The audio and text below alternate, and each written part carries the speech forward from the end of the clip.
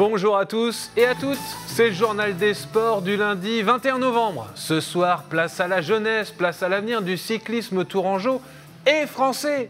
Thibaut Gruel, 18 ans, champion de France junior du chrono cet été et qui vient d'intégrer la Groupama FDJ Continental, est notre invité. Bonjour Thibaut. Bonjour. C'est bon, vous avez bien mis la pression là sur l'avenir du cyclisme français, vous sentez bien la pression sur vos épaules, vous allez la supporter? Oui, ça va, je vais réussir, je pense. Bon, tant mieux. Allez, c'est parti pour les résultats du week-end.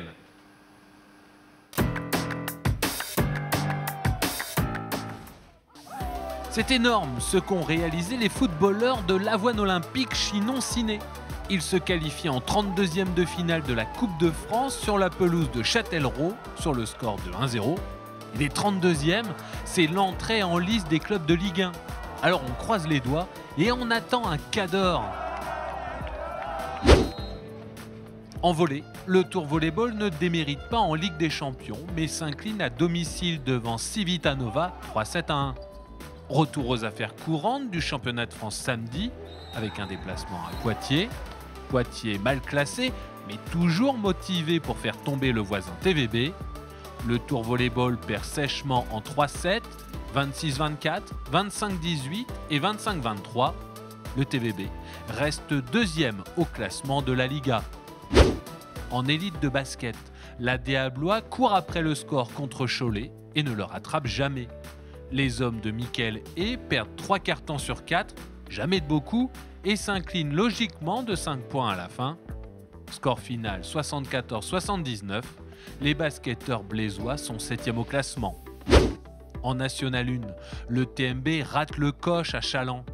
Les basketteurs tourangeaux mènent de 8 points à la mi-temps, mais subissent la loi vendéenne et un 22-8 dans le troisième quart. Score final 81-64. Enfin, les remparts de Tours ont honoré le 50e anniversaire du hockey sur glace à Tours en s'imposant 4-3 après prolongation contre les Dogs de Cholet. Et pour célébrer l'événement, le club a lui-même honoré Yvon Bourgault, joueur mythique de la glace tourangelle et champion de France en 1980, une année où l'ASGT compte 16 points d'avance sur Chamonix à la fin de la saison. Entouré d'anciennes gloires, des mammouths, des diables noirs et bien sûr des remparts, Yvan Bourgault a vu son maillot retiré, en hommage à tout ce qu'il a apporté au club. Cela signifie que son numéro, le 10, ne pourra plus être porté par un joueur de Tours. Il y a quand même une exception, le maillot peut être porté par un membre de la famille. Et ça tombe bien, parce que Peter Bourgault, le fils d'Yvon, joue justement avec le numéro 10. Alors Thibaut, on vient de le voir, chez les Bourgault, le hockey sur glace, c'est une affaire de famille. Alors, on a l'habitude de dire que le cyclisme, de manière générale, est une affaire de famille. C'est le cas en Indre-et-Loire.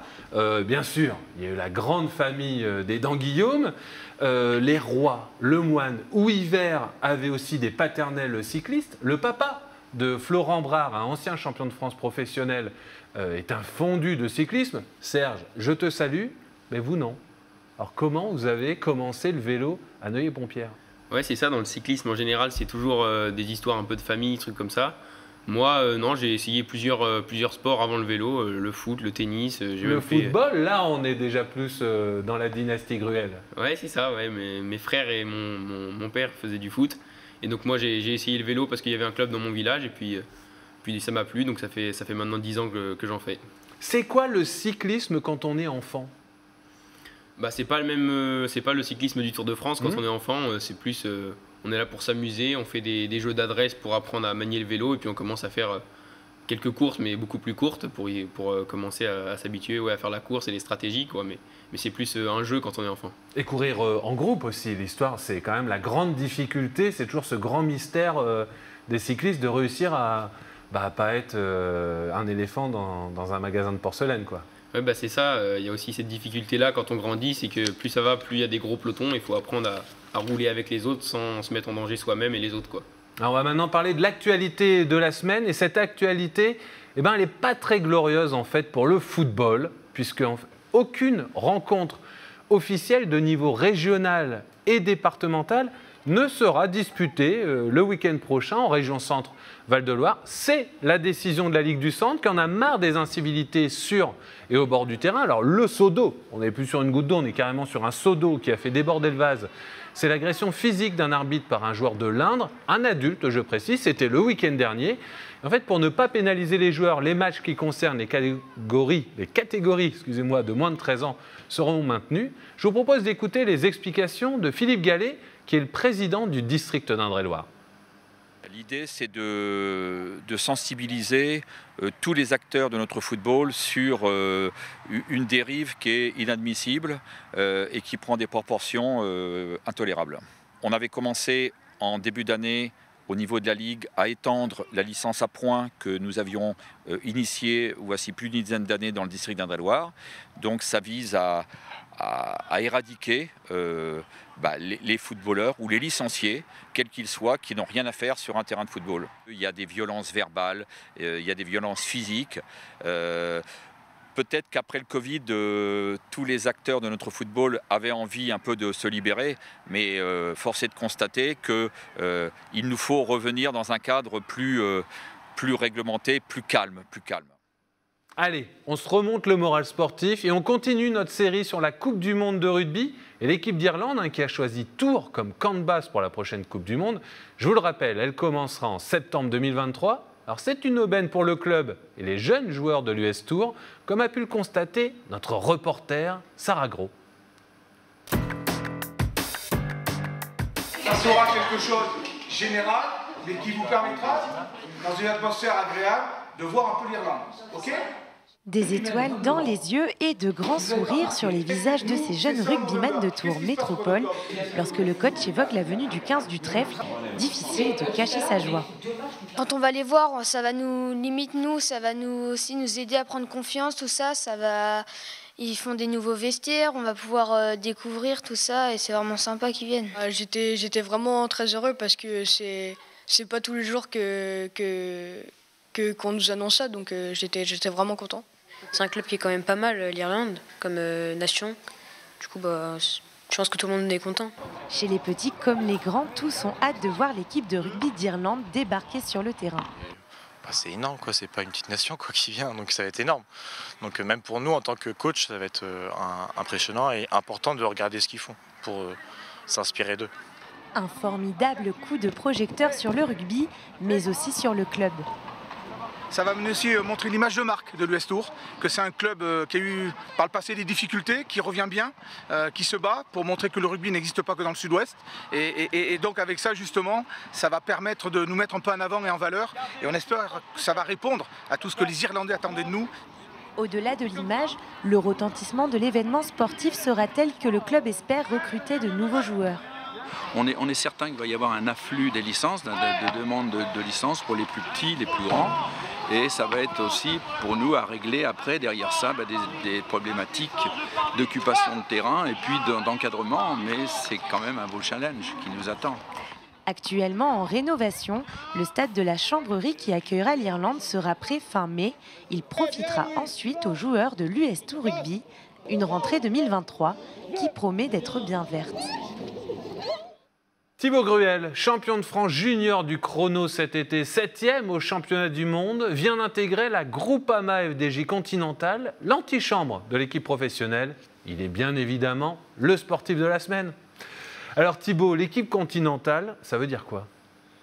En quelque sorte, c'est la réserve de l'équipe World Tour, donc qui fait les plus grosses courses de la saison, donc le Tour de France, les grands tours. Et puis l'équipe continentale, c'est en quelque sorte la réserve, les plus jeunes qui apprennent pour essayer plus tard d'intégrer justement la World Tour. Ouais, dans cette équipe continentale, vous avez 18 ans depuis le mois de mai. Tout le monde entre 18 et 19 ans. Oui, ça peut aller un peu plus, 20 ans, mais oui, généralement c'est assez jeune. Ouais, c'est ça. Cette année, c'est un groupe assez jeune, 18-19 ans la plupart, donc c'est ça, on est assez jeune. Quel rôle voulez-vous y jouer dans cette continentale ? Le but d'une équipe continentale, c'est d'apprendre et de faire aussi des courses professionnelles, mais de plus bas niveau que les plus grosses courses qu'on peut voir principalement à la télé. Mais moi, je pense que pour apprendre, faut jouer la gagne, faut faire la course. Donc le but, ça va être d'essayer de gagner des courses et d'apprendre en même temps. Allez, vous sortez d'une sorte de sport-études à La Roche-sur-Yon, hein, le CREF. Justement, là-bas, qu'est-ce que vous y avez appris? Et bah là-bas, pareil, en fait, je suis allé au CREF pour faire des grosses courses qu'on appelle des courses UCI, des courses internationales. Et donc c'est en faisant ces grosses courses avec des pelotons internationaux qu'on apprend. Et donc j'ai appris à faire des courses, des plus grosses courses. J'ai appris à rouler en peloton. J'ai aussi été aidé pour le matériel. On est pas mal aidé sur ce niveau-là aussi. Donc on apprend plein de choses. Ouais. C'est quoi votre programme, Thibaut, en ce moment? Et ben en ce moment, je sors d'un bon mois de repos après la saison de junior que j'ai fait de mars à septembre.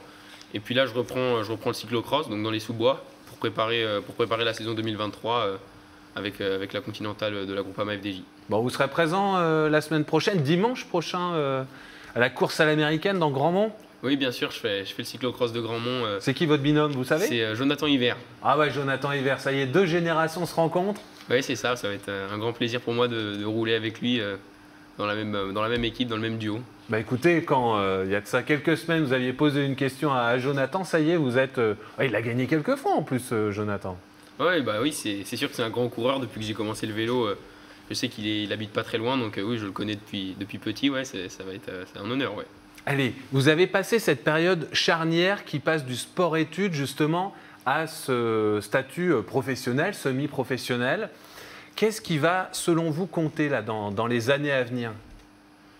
Et bah... en sachant quand même que les champions de cyclisme se révèlent de plus en plus jeunes. Oui, c'est sûr. Avant, les coureurs professionnels, passer professionnels vers l'âge de 24 ans, ça pouvait aller jusqu'à 26 ans. Là, ça va de plus en plus tôt. Il y a des coureurs qui passent professionnels à 18 ans. Et donc là, l'objectif, ça va être, donc, comme j'ai dit tout à l'heure, d'apprendre et puis de plus vite possible performer pour monter dans les échelons et de passer de l'équipe continentale à l'équipe pour le tour le plus rapidement possible. Allez, une fois le côté gadou, la boue des cyclocross sera passé, vous connaissez votre rythme d'entraînement? Vous savez un petit peu ce qu'il en adviendra à partir du 1er janvier? Et oui, le volume d'entraînement va augmenter un peu. On va être aux alentours de 20 heures de vélo par semaine. Donc c'est quand même pas mal pour un jeune de 18 ans. Ça va être chargé comme semaine, mais ça va être ce qu'il faut pour progresser. Parce que c'est la Continentale Groupama FDJ, il y a Ben Aski qui est anglais, des Norvégiens, l'Australie, il y a aussi, ça y est, un peu cette découverte du monde du cyclisme pour le coup, et une concurrence qui est mondiale. Ouais, c'est ça. Déjà cette année, je faisais des courses avec pas mal de coureurs internationaux qui venaient d'un peu partout dans le monde, et puis là, donc maintenant, ils vont être dans mon équipe. Ouais. Donc ça va être une belle expérience. On va apprendre à parler anglais aussi. On a des cours justement avec l'équipe.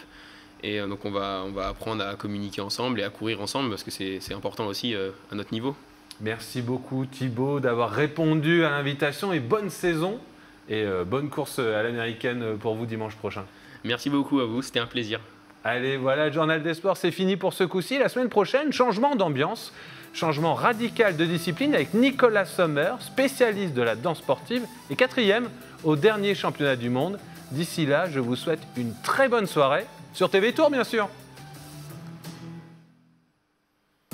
Merci beaucoup Thibaut. Pas de souci. Bon là, et donc c'est le fameux moment où on continue de nous voir à l'antenne.